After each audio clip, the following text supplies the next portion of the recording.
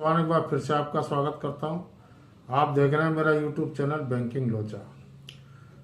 दोस्तों, आज हम फिर से चर्चा करेंगे ईपीएस 95 की। ईपीएस 95 में पिछले वीडियो में मैंने आपको बताया था कि ईपीएफओ ने न्यूनतम पेंशन बढ़ाने का प्रस्ताव सरकार के पास भेज दिया है, जो 1000 से 3000 रुपये है। लेकिन जो एनएसी नेशनल एजुटेशन कमेटी जो बनी हुई है, जिसके नेता श्री अशोक राउत जी हैं और जो सचिव श्री सतीश शर्मा जी हैं, उन्होंने इस चीज को मानने से इनकार कर दिया, क्योंकि उनकी जो डिमांड है वो है मिनिमम पेंशन 7500। दूसरी डिमांड है उनकी कि डीए डीआर जिस तरह सभी को मिलता है पेंशन में, हर 6 महीने में केंद्रीय कर्मचारियों को मिलता है और जो सार्वजनिक क्षेत्र के कर्मचारी हैं उनको हर 3 महीने में मिलता है। इसी प्रकार हमें भी डीए डीआर मिलना चाहिए।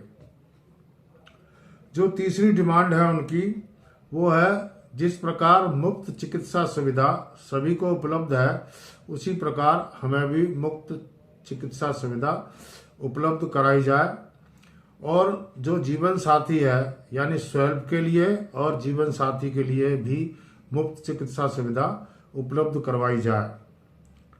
इस वार्ता में श्री सतीश शर्मा जी और अशोक राउत जी ने श्रीमती निर्मला सीतारमन जी से भी मुलाकात की थी और उन्होंने आश्वासन दिया था कि आपकी जो मांगे हैं उस पर विचार किया जाएगा।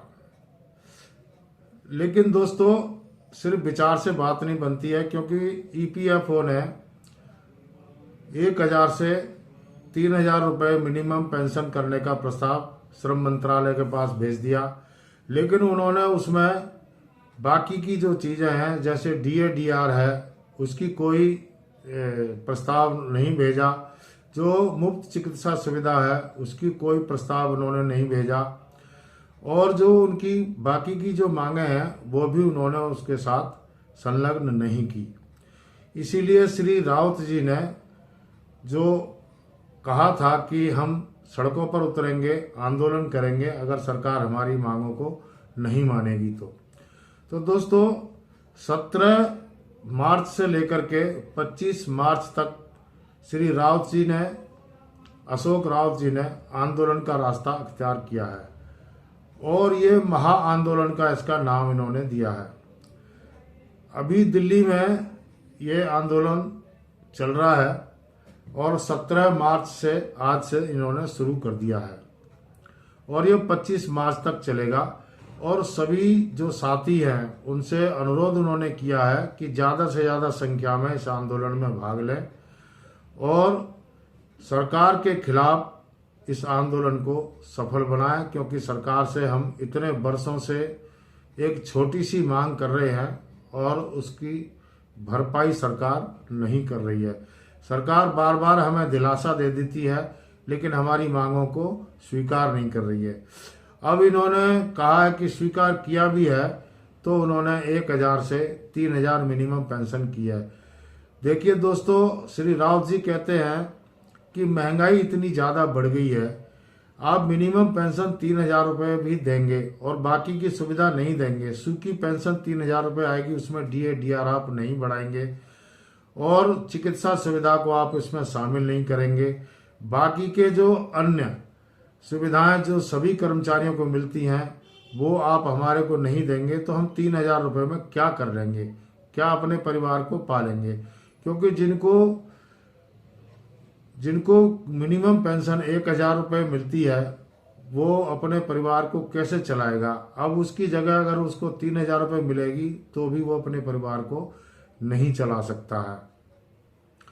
इसी प्रकार सरकार के पास जो प्रस्ताव भेजा है उसको श्री राउत जी ने सिरे से खारिज कर दिया है कि हम 3000 रुपये आपसे नहीं लेंगे, हमारे को कम से कम 7500 रुपये आप मिनिमम पेंशन कीजिए, तभी हम आंदोलन से पीछे हटेंगे। तो दोस्तों ये आंदोलन अब स्टार्ट हो गया है और आज 17 मार्च 2025 है। आज से ही ये आंदोलन चालू हो गया है। आंदोलन में कई प्रकार का इन्होंने किया है, भूख हड़ताल है, धरने हैं, प्रदर्शन है, ये सभी इन्होंने इसमें शामिल किए हैं। और सभी साथियों से जो भी EPS 95 के पेंशनर हैं और कर्मचारी हैं, उन सभी से अनुरोध उन्होंने किया है कि वो ज़्यादा से ज़्यादा संख्या में इसमें भाग लें। तो दोस्तों सफल और ना सफल तो सभी साथियों के ऊपर ही होता है, क्योंकि इसमें जब ज़्यादा से ज़्यादा कर्मचारी और पेंशनर भाग लेंगे तो ये 100% सफल होगा। लेकिन इस चीज़ को देखते हुए श्रीमती निर्मला सीतारमण जी ने श्री राउत जी को और श्री सतीश शर्मा जी को बुलाया और उनको बोला कि आप ये आंदोलन मत कीजिए और हम आपकी जो मांगे हैं उस पर सहानुभूति पूर्वक विचार करेंगे। तो श्री राउत जी ने उनसे कहा कि आप हमें समय दे दीजिए बातचीत करने का और टेबल पर आइए। अगर आप बातचीत करने का समय देते हैं तो हम इस पर विचार कर सकते हैं।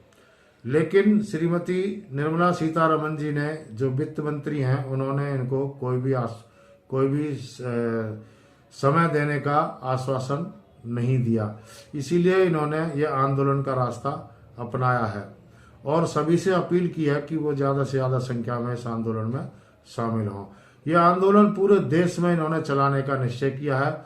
अभी दिल्ली में इन्होंने जंतर मंतर पर यह आंदोलन शुरू किया है और इन्होंने कहा है कि पूरे देश में इसको बड़े स्तर पर इसको स्टार्ट किया जाएगा ताकि सरकार की नींद खुले और हमें भी इसका लाभ जो सभी को मिलते हैं वो हमें भी मिले। तो दोस्तों ये EPS 95 की लेटेस्ट अपडेट है जो मैंने आपको बताई है। आगे जो भी अपडेट आएगी मैं आपको जरूर बताऊंगा। तब तक के लिए आज के लिए बस इतना ही। तब तक के लिए नमस्कार, जय हिंद।